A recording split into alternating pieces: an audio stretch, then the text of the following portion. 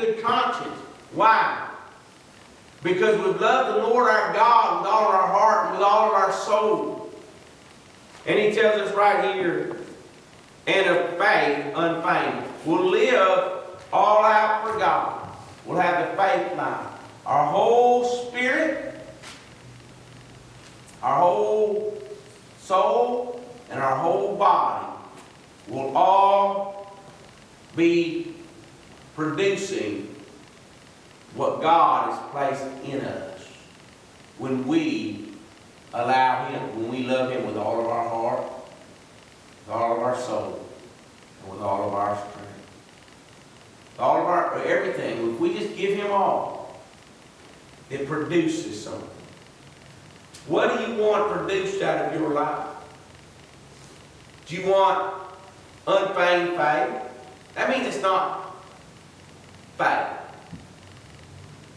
Unfeigned. Feigned means faith. Or do you want fake faith?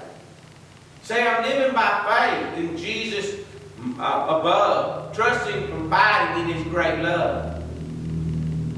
Really?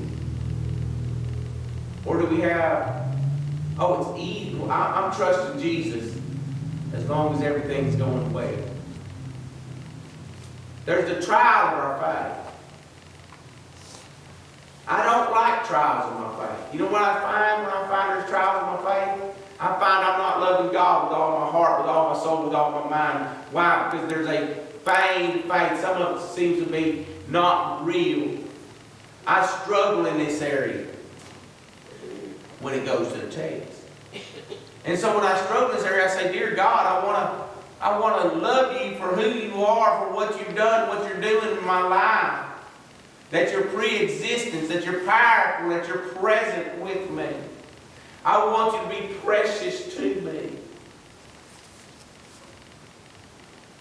So everybody else sees this flowing from me. Not because I'm forcing it to flow from me, but because of the fact that it's the love of God. Him loving me constrains me to love Him, which therefore comes forth in me loving others. Charity. Charity suffers long as kind. But it has to come out of a pure heart. See, some people show charity so they can get charity. It's kind of like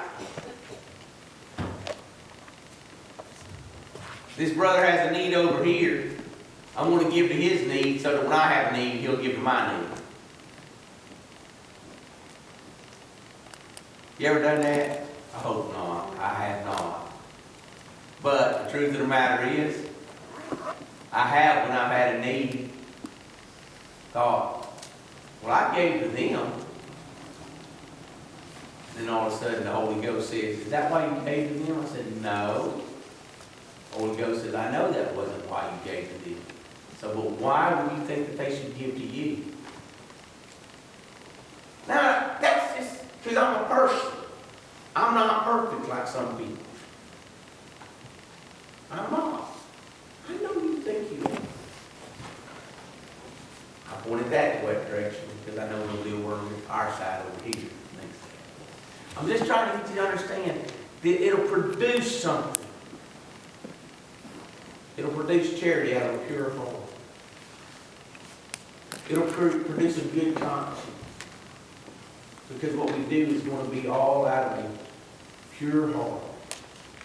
And so we don't have to worry about it. And it'll be faith unfeigned. Do we want that in our lives? It goes back to Deuteronomy chapter 6. What rouses us to live for God?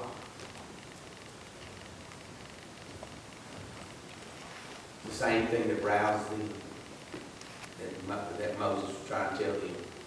This ought to arouse you. It ought to stir you up. This ought to get you going to live for God. If it doesn't, then there's something wrong. Because you can't do chapter 5 without getting chapter 6 right. That's why he said that's the first and great commandment, to love the Lord thy God. And the second is likewise, love thy neighbor as thyself. The first and the second. First is sanctify yourself unto God. That's the stabilizing, or that's the sanctifying laws. Then you'll find the stabilizing laws is once you do that to honor those to whom honor is due. Starting with your parents. When you do that, then you come to the societal laws. Guess what happens?